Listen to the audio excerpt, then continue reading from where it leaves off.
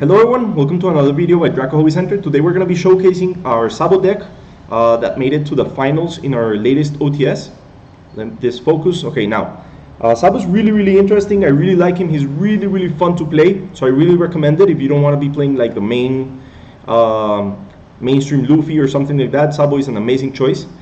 What he does is when you have one done attached to him in your main, you can send one of your characters with a cost of 3 or more and 7,000 power more to the top of your light cards face up, and then give one of your characters plus 2,000 power during this turn. So we're going to be playing a mix between of course Ace and Luffy and Revolutionary Army. They work really well with Sabo.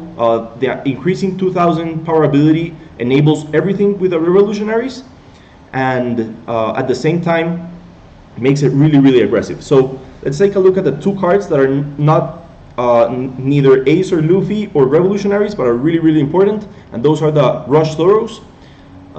This is really nice because he has a 3 cost, he's a 5,000, and he has Rush. Sabo really likes the cards with Rush because you can play him, you can attach 2 Dons, so basically when you have 6 Don, this is the great play. So you play Zoro, attach 2 Dons, so he's up to 7,000, attack for 7, and then attach a Don to Sabo, attack for 6, and send Zoro to your lives. And then if you've played anything else before that, you can also power that up with the 2,000 ability and activate some other abilities. So I'll show you in a minute why that's relevant, especially with Revolutionaries.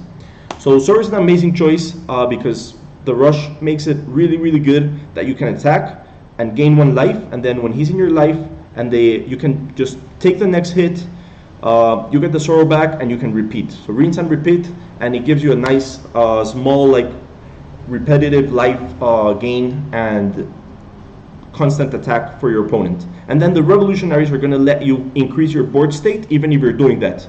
I'll show you in a minute how. Next up, we have the most important card in the deck, I would say, and that's the 5 cost Ace, especially because he's a 7,000, so you can do Sabo's ability without the need of putting any Don on Ace. And he has Rush as well, so he can do the same thing that we were saying with Zoro, with the addition that we have a small Ace, and that really helps us out. So you don't want to play Ace ever before you can send him immediately to your lives after attacking. That's really important because there's a lot of decks that are sending cards to the bottom of your deck, and you don't want to lose your Ace. So the way it works is you play your Ace, you attack for 5, so you always want to make sure Sabo is at 2 life, always. So if they're attacking you, don't be scared. Take your lives until you're down to 2 so that you can attack with your Ace. So as soon as you're down to 2, you play Ace, hit for 7, attach a Don to Sabo, send Ace to your lives, hit for 6, and rinse and repeat, as well as we're rinsing and repeating with Zoro. Basically, Zoro at the end of the day is the exact same thing as an Ace, with the downside that you don't have a small Zoro. You only have a small Ace, and that's where the combo clicks in, because we're playing 4 Ace.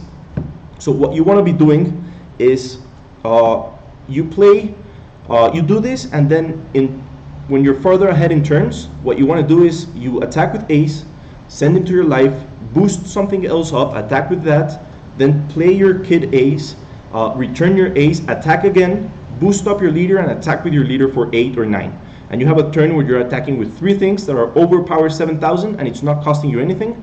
You're increasing your power for next turn, and you're basically closing up the game. So that's really nice ability right there.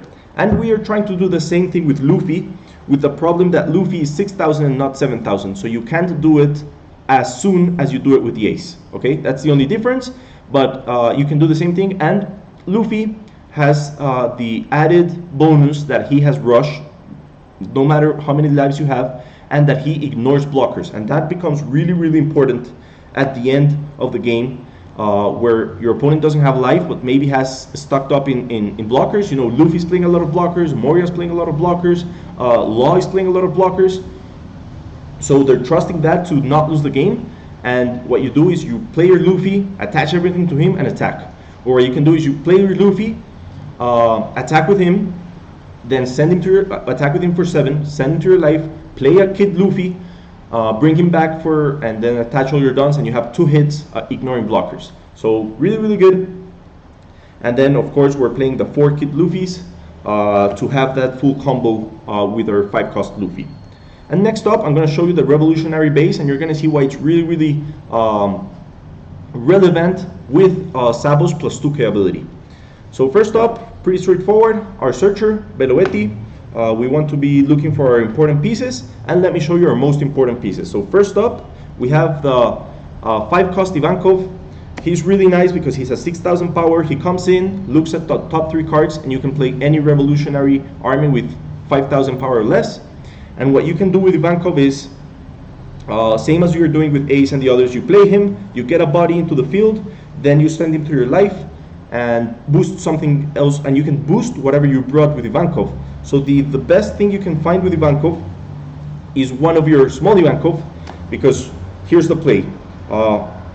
You play Ivankov, you look for 3, you play this, you send him to your life, and then you give +2,000 power to this Ivankov, and then you play another revolutionary army of power 5,000 or more. So that's a really nice combo you can do. Ivankov, of course, is really important for the revolutionary strategy, and that's one of the combos you can do. If not, what you can do is, if you need to stack up a life, just put 2 Dons, play something else, attack for 7, send him to your life, boost something else, attack. That also works really well with the Sorrow, because he's only 3, so you can play him, boost something else, play something, send him to your life, boost Sorrow, hit for 7, and then Sorrow you can lose. What you really don't want to lose is the Ace, because then you can't do your strategy late in the game. But you can lose your Sorrows. Just either use them for a life buckle or use them to be really aggressive. Next up, we have the Inazuma. Inazuma works really well with that aggressive strategy because he gives you Banish. So we play 3 of him. We also play 3 Karasus. Here, it really depends on how you like to play. These are interchangeable. I would say more interchangeable, like you can remove easier the Inazuma to add a Karasu. Just think about it, if you want to play 4 Karasus, you like it better, you can play 2 Inazumas. It really depends on the meta of your local scene, if you need Banish more or you need to lower your opponent's power more.